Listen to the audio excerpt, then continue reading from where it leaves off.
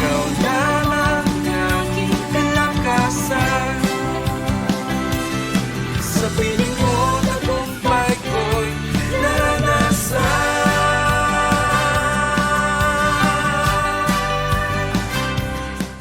Good day everyone! Salamat po muli sa Panginoon. Sa pagkakataong ito, tayo po ay muling pinagsama at makapag-aral ng kanyang banal na salita. Tayo po muna ay manalangin, magpasalamat sa Diyos.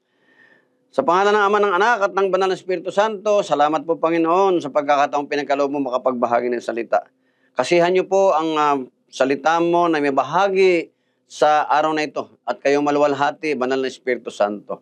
Ito po aming dalangin, puno ng pasasalamat, sa pangalan ni Jesus. Amen. Amen. Sabi po rito sa aklat po ng Matthew chapter 7 verse 21 to 23. Mula po sa aklat ng Ganap na Buhay Biblia. Dito po sabi rito Matthew chapter 7 verse 21-23. Hindi lahat ng tumatawag sa akin ng Panginoon, Panginoon ay papasok sa kaharian ng langit, kundi yaon lamang sumusunod sa kalooban ng aking amang nasa langit.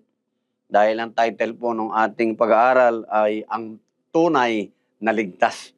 Paano nga po ba malaman, Pastor?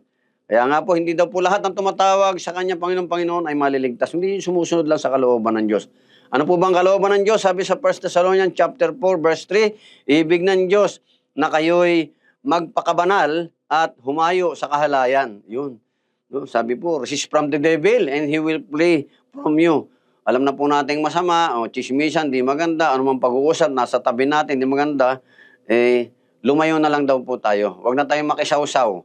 Ano man yan, kahit sa Facebook man yan, kung ano, basta hindi naman po maganda ang alam natin na tema ng usapan, lumayo na lang daw po tayo dahil ito'y pagmumulan ng ating kasalanan din.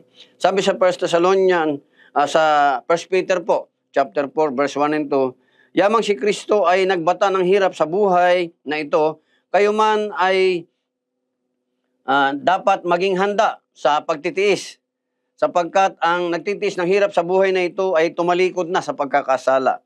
Verse 2 ng 1 Peter chapter 4, at ang pinag-uukulan niya ng buong panahon sa buhay na ito ay ang kalooban ng Diyos at hindi ang pinakamimiti ng tao. Yun po, no?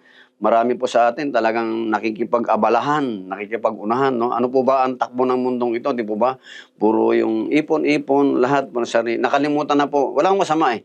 Problema po yung spiritual pala. Lalo po tayo ay nakakilala sa Panginoon.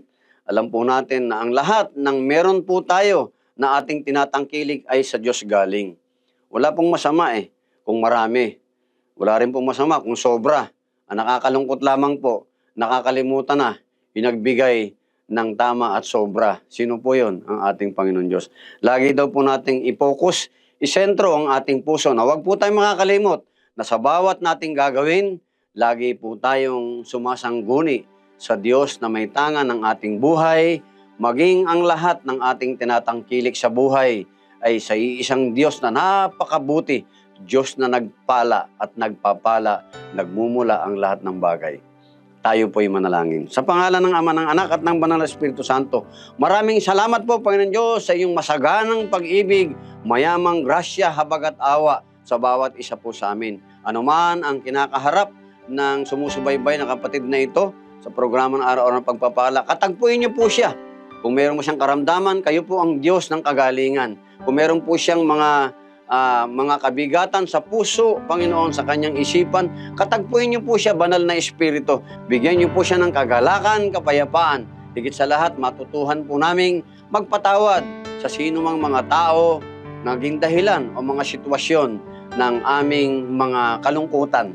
Kami ay patuloy na mananagumpay. Dahil sa Panginoong Kristo ang lahat sa buhay ay laging tagumpay. Maraming salamat po. Amen. Amen. Naranasan.